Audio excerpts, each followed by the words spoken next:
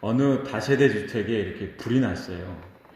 그런데 온 가족이 이 불 때문에 깜짝 놀라서 이렇게 피신을 다 하게 되어졌는데 7살 난이 남자아이가 피신을 못하고 2층에서 이렇게 창문에서 이렇게 살려달라고 외치고 있는 거예요.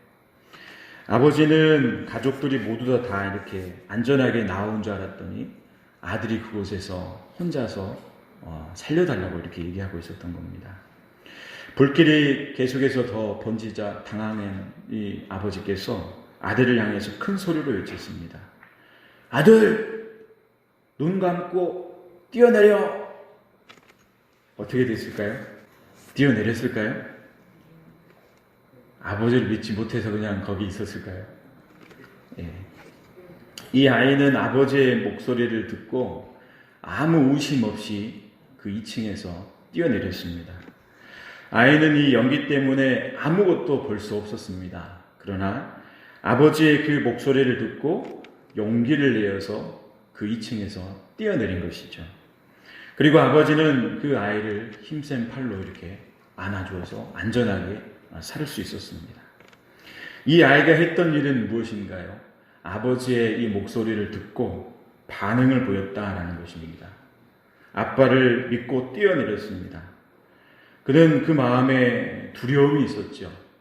그러나 이 아이는 아버지의 그 말을 믿었고 그 말씀대로 뛰어내렸더니 그가 살 수 있었다라는 것입니다.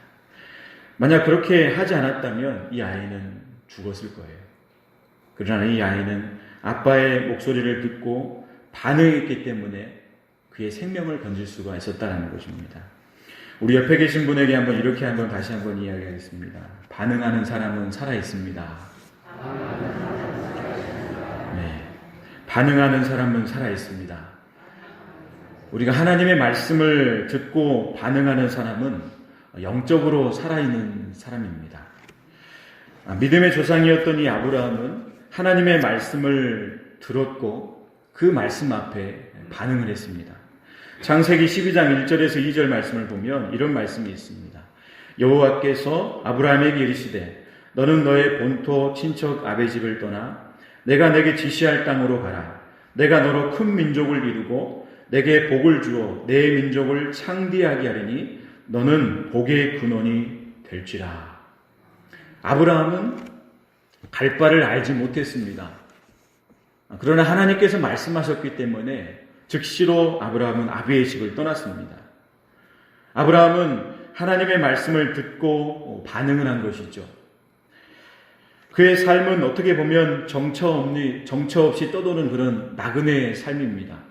우리가 잘 아는 것처럼 이 아브라함의 삶은 순탄하지 않았다는 것을 우리가 잘 알고 있습니다. 그러나 이 아브라함이 하나님의 말씀 앞에 반응했고 순종했기에 하나님의 말씀대로 아브라함의 삶은 복의 통로의 삶을 살아갈 수가 있었다라는 것을 성경은 우리에게 말씀을 해주고 있습니다. 여러분, 믿음이란 무엇일까요? 무엇으로 나의 믿음을 확신할 수 있을까요?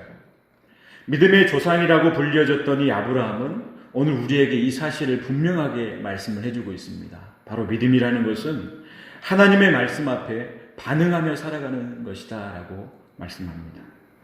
오늘 우리가 사는 이 시대에도 하나님의 말씀은 변함이 없습니다. 변함이 없는 이 하나님의 말씀 앞에 오늘 우리는 어떻게 반응하며 살아가는가, 우리 자신들의 모습을 돌아봐야 할 것입니다. 그리스도인의 이 영적인 에너지는 바로 하나님의 말씀을 듣고 우리가 어떻게 반응하느냐에 따라서 달려 있습니다. 믿음이 건강하다라는 그 말은 바로 하나님의 말씀 앞에 내가 건강하게 반응한다라는 그런 말이기도 합니다. 그렇다면 우리의 그리스도인의 표대가 되시는 그 예수님께서는 하나님의 말씀 앞에 어떻게 반응하면서 사셨을까요? 예수님께서는 어떤 삶의 목적과 어떤 삶의 목표를 가지고 사셨을까요? 예수님께서 가장 가치 있게 여기셨던 일은 무엇일까요? 오늘 이 말씀을 통해서 함께 그 은혜를 묵상해 보고자 합니다. 우리 마가복음 1장 38절 39절 말씀 우리 다시 한번 읽도록 하겠습니다. 이르시되 우리가 다른 가까운 마을들로 가자. 거기서도 전도하리니 내가 이를 위하여 왔노라 하시고 이에 온 갈릴리에 다니시며 저희 여러 회당에서 전도하시고 또 귀신 들어 쫓으시더라. 성경에는 예수님의 어린 시절이라 청소년 시절이라 청년의 때의 이야기가 그리 많지 않습니다. 그러나 이 누가복음 2장 52절의 말씀을 보게 되어지면 예수님의 그 어린 시절의 이야기를 함축하는 말씀이 있습니다. 누가복음 2장 52절 말씀인데요. 우리 같이 한번 읽겠습니다. 예수는 그 지혜와 그 키가 자라가며 하나님과 사람에게 더 사랑스러워 가시더라. 예수님께서는 지혜와 키가 자라가면서 하나님과 사람에게 더 사랑스러워 가셨다라고 말씀합니다. 누가복음을 기록한 이 누가는 바로 이 말씀을 기록하기 전에 예수님의 그 어린 시절 중에서 가장 인상 깊은 이야기 하나를 기록하고 있습니다. 그것이 무엇이냐면 6월절 절기를 지키기 위해서 예루살렘에 갔다가 절개를 마치고 돌아오는 그 길에 3일 동안 이 어린아이 예수님을 잃어버리는 사건입니다. 12살 날 이 아이를 잃어버렸던 그 부모의 심정이 어떠했을까요? 어디에 있을지, 무엇을 하고 있는지, 혹시나 사람들이 이 어린아이를 어떻게 해코지하지는 않았을까? 뒤돌아서서 아이를 이리저리 찾아다니면서 예루살렘으로 올라가는 부모의 애타는 심령이 어땠을까? 우리는 생각해 보게 됩니다. 그렇게 애타게 찾던 그 아이를 3일 후에 드디어 찾게 된 것이죠. 그리고 찾은 그 예수님을 향하여서 부모는 어떻게 했을까요? 호통을 치지 않았겠습니까? 그런데 황당하고 놀라운 것은 예수님의 대답입니다. 누가복음 2장 49절 말씀에 이렇게 말씀합니다. 어찌하여 나를 찾으셨나이까? 내가 아버지 집에 있어야 될 줄을 알지 못하셨나이까? 12살 날 이 예수님께서 이렇게 말씀하셨다는 거예요. 여러분 상식적으로 한번 생각해 보십시오. 어렸을 때에 엄마의 젖을 먹이고 똥기저귀를 갈아주고 아장아장 걸어 다니면서 엄마, 아빠 이렇게 말할 때가 엊그제 같은데 자기도 이제 다 컸다고 이제 초등학교 5학년 이제 12살 난 이 어린아이가 이렇게 말합니다. 어머니, 아버지 왜 저를 찾으셨나요? 이제 걱정하지 마세요. 제가 알아서 잘 하겠습니다. 혹시나 여러분의 자녀들이 여러분에게 이렇게 말한다면 어떻게 반응하실 것 같습니까? 물론 예수님의 이 출생 때에 천사들이 갑자기 나타나서 이야기해 준 사건도 있습니다. 생전 알지도 못했던 이 동방의 박사들과 목자들이 와서 예수님의 탄생을 축하하는 이야기도 있습니다. 시몬과 안나 선지자가 예수님을 알아보고 기뻐하며 예언을 했던 그런 이야기들도 있었습니다. 장차 이것들을 보면서 예수님이 정말 특별한 사람이 될 것이구나 이런 기대감을 가지고 예수님을 양육했겠지만 느닷없이 예수님의 이 충격적인 이 말은 부모에게는 어떻게 보면 기가 차는 말이고 어이가 없는 말이어서 예수님께서 그 당시에 그런 말을 했을 때에 무슨 말을 하고 있는지 이해를 못했을 것이다 라는 것은 우리가 짐작할 수 있는 그런 말이죠. 그런데 이 52절의 말씀을 기록하기 전에 51절의 말씀을 보게 되어지면 참으로 놀라운 이야기가 하나 있습니다. 바로 이 마리아, 그의 어머니의 그 말인데요. 그의 어머니가 이렇게 그런 말씀을 합니다. 그 어머니는 그 모든 말을 마음에 두었다. 이 말씀을 헬라어 원문에서 사용된 그 단어의 의미로 해석을 하면 어머니 마리아는 예수가 했던 그 말을 주의 깊게 그 마음에 새기면서 살았다라는 그 말씀입니다. 그리고 나서 이 나사렛으로 돌아가서 부모에게 순종하면서 18년 동안 예수님은 청소년과 청년의 때를 그렇게 사셨다라는 것이죠. 그게 예수님의 어린 시절의 이야기의 전부입니다. 예리한 이 의사의 시선으로 이 모든 사건들을 기록하고 있는 이 누가가 예수님에 대한 여러 많은 이야기들이 많이 있을 것인데 예루살렘에서 예수님을 잃어버렸던 그 어린 시절의 그 이야기 하나를 이야기하면서 누가는 무엇을 말하고 싶었을까요?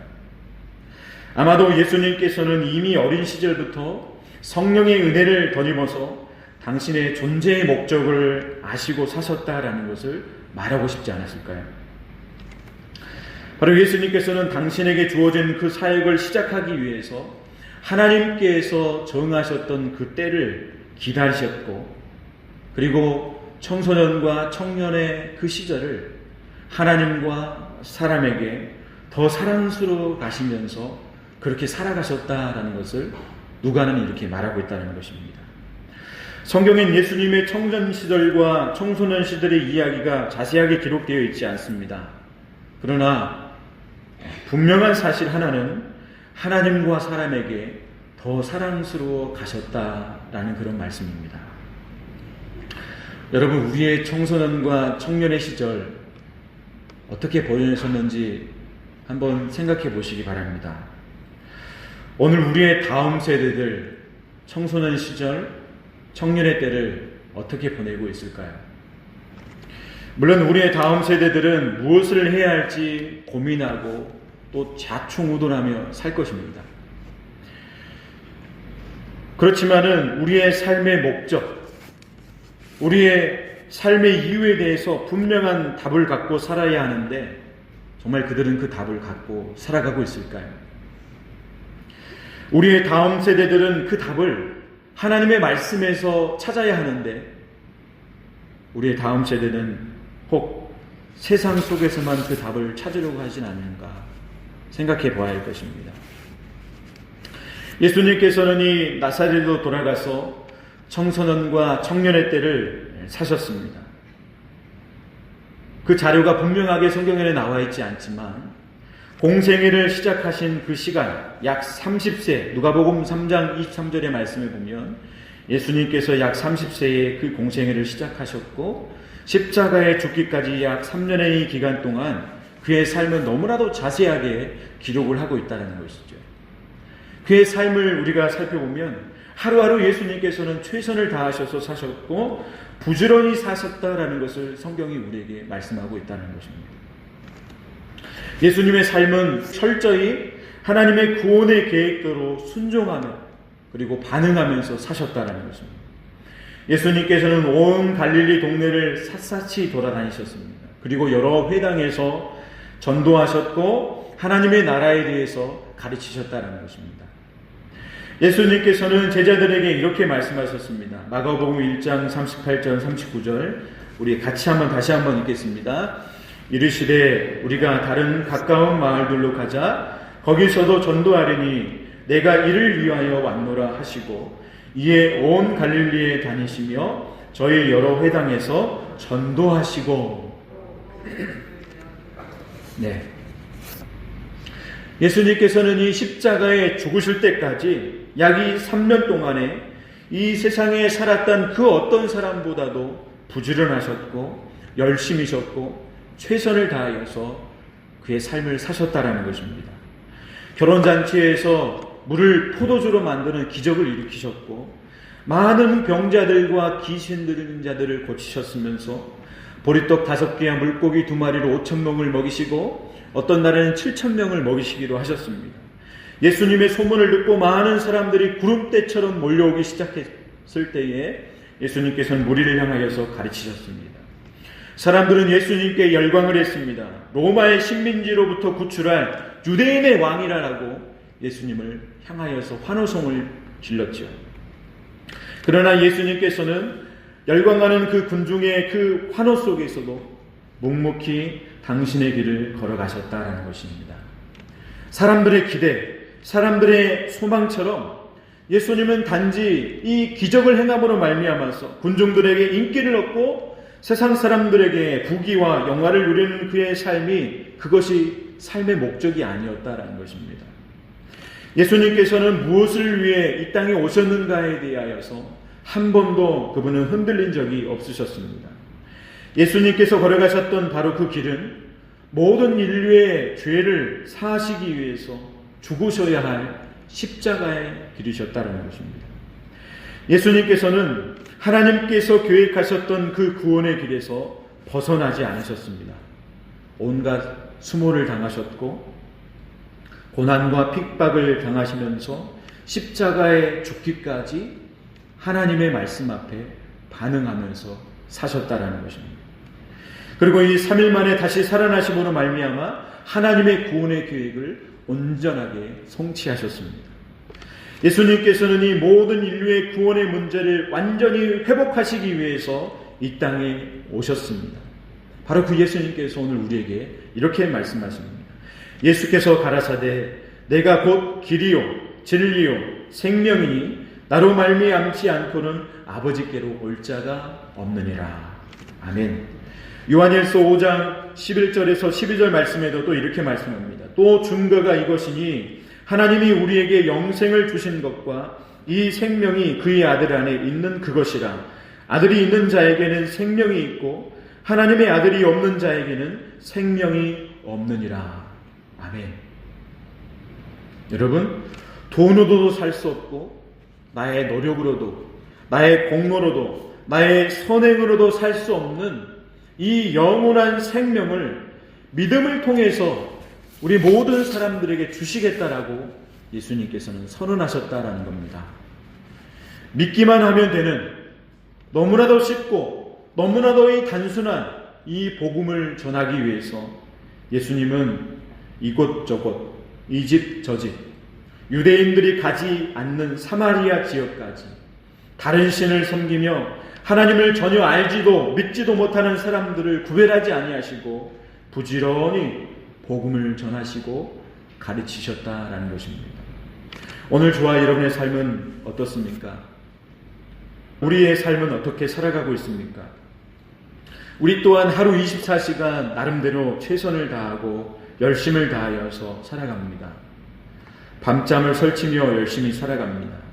내 자녀에게, 내 가족에게 아프다는 말 하지 못할 정도로 최선을 다하여서 사실 것입니다.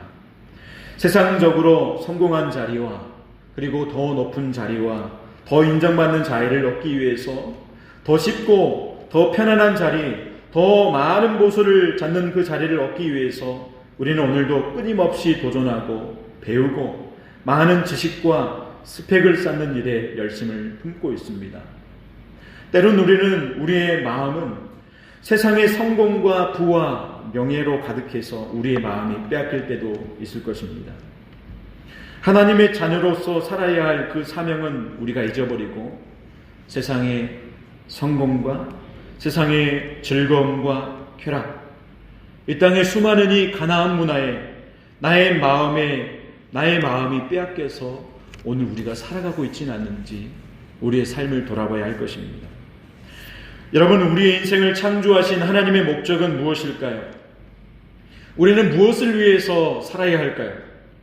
오늘 우리의 삶의 방향은 하나님의 그 선하신 뜻과 목적에 맞추어져서 오늘 우리는 살아가고 있습니까?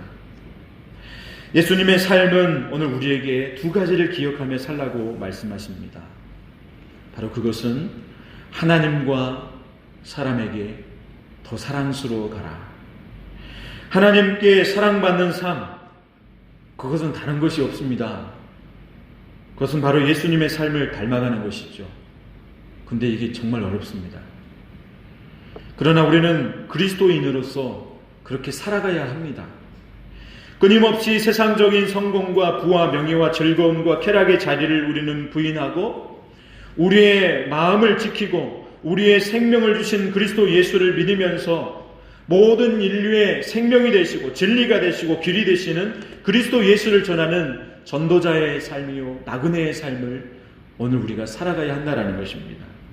두 번째로 예수님의 삶은 우리에게 무엇을 말씀하고 있습니까? 사람들에게 사랑받는 삶을 살아가라라고 말씀합니다. 여러분, 이것 또한 쉽지 않습니다. 그러나 우리 그리스도인들은 그렇게 살아가야 합니다. 내게 주신 직장과 내게 주신 이 직분과 내게 주신 이 재능과 이 모든 재능들을 하나님을 사랑하고 그리고 사람들을 사랑하는 그 일에 선한 도구로 쓰임받도록 오늘 우리는 내게 주신 이 모든 것들을 그렇게 사용해야 하는 것입니다. 예수님께서 걸어가셨던 바로 그 길은 모든 인류의 죄를 사하시기 위해서 죽으셔야 할 십자가의 길이었습니다. 예수님께서는 하나님께서 계획하신 그 구원의 길에서 벗어나지 않으셨습니다. 수모를 당하시고 고난을 당하시고 핍박을 당하셨습니다. 죽기까지 십자가에 죽으셔서 하나님의 말씀 앞에 반응했고 순종하셨습니다. 아브라함은 갈 바를 알지 못했지만 즉시로 아버지의 집을 떠났습니다. 아브라함은 하나님의 말씀을 들었고 그 말씀 앞에 반응하며 살았습니다. 그의 삶은 정처 없이 떠도는 나그네의 삶이었습니다. 또한 그의 삶은 순탄하지도 않았습니다. 그러나 하나님의 말씀 앞에 반응했던 아브라함은 하나님의 말씀대로 복의 통로의 삶을 살아갈 수가 있었습니다. 오늘 이 시대에 하나님께서 저와 여러분을 예수 그리스도의 아름다운 덕을 선전하는 사명자로 오늘 우리를 부르신 것입니다. 우리의 몸으로, 우리의 삶으로 하나님이 기뻐하실 아름다운 움직이는 성전이 되게 하셨습니다. 아름다운 예배자의 삶을 살라고 우리에게 말씀하십니다. 마태복음 5장 13절 16절 말씀인데요, 제가 읽겠습니다. 너희는 세상의 소금이니 소금이 만일 그 맛을 잃으면 무엇으로 짜게 하리요? 후에는 아무 쓸데없고 다만 밖에 버려 사람에게 밟힐 뿐이니라. 이같이 너희 빛이 사람 앞에 비추게 하여 그들로 너희 착한 행실을 보고 하늘에 계신 너희 아버지께 영광을 돌리게 하라. 아멘. 우리 로마서 12장 1절에서 2절 말씀입니다. 같이 한번 읽도록 하겠습니다. 그러므로 형제들아, 내가 하나님의 모든 자비하심으로 너희에게 권하노니 너희 몸을 하나님이 기뻐하시는 거룩한 산 제물로 드리라. 이는 너희가 드릴 영적 예배니라. 너희는 이 세대를 본받지 말고 오직 마음을 새롭게 함으로 변화를 받아 하나님의 선하시고 기뻐하시고 온전하신 뜻이 무엇인지 분별하도록 하라. 오늘도 우리의 가정에서, 우리의 직장에서, 우리의 속한 모든 삶의 영역에서 예수님처럼 오늘 우리 또한 우리가 살아가는 삶의 목적이 흔들리지 않는 삶을 오늘 우리가 살아야 할 줄 믿습니다. 예수님께서 오늘 이 말씀이 이렇게 말씀하십니다. 내가 이를 위하여서 왔노라. 내가 이를 위하여서 왔노라. 예수님의 삶은 분명했습니다. 예수님이 살아가는 목적도 분명하셨습니다. 한 영혼을 천하보다도 귀하게 여기셨던 그 예수님, 바로 그 예수님께서 오늘 우리를 우리 가정으로, 우리 직장으로, 또 이 나라와 이 민족과 이 열방을 섬기도록 우리를 보내십니다. 세상의 성공과 부와 명예와 즐거움과 쾌락과 안락함이 우리의 삶의 최종의 목적이 아니다라는 것입니다. 하나님이 우리를 세우시고 우리를 부르신 하나님의 최종 목적은 우리의 몸으로 하나님이 기뻐하시는 거룩한 삶을 우리가 살아내는 것, 살아가는 것, 그리고 한 영혼 한 영혼을 우리의 마음에 품고 그들을 섬기고 사랑하면서 전도자의 삶을 살아가는 것, 바로 그것이 오늘 저와 여러분이 이 땅에 살아가는 삶의 최종 목적이다라는 것을 오늘 우리가 분명하게 확신할 수 있기를 바랍니다. 오늘 우리의 모든 인생은 한 번밖에 살 수 없는 그런 인생입니다. 너무 아쉽고 너무 안타깝고 너무 미안해서 되돌리고 싶은데 다시 살 수 없는 그런 인생입니다. 그렇다면 우리는 어떻게 살아야 할까요? 하나님께서 정말 가치 있게 여기시는 그 일, 우리 모두가 적극적으로 하나님께서 말씀하시는 그 말씀 앞에 반응하고 순종함으로 말미암아서 아브라함이 받았던 그 복의 통로, 우리의 믿음의 선배들이 받았던 하나님의 그 복을 오늘 저와 여러분 모두 다 받고 살아가는 우리 모두가 될 수 있기를 간절히 기도하겠습니다.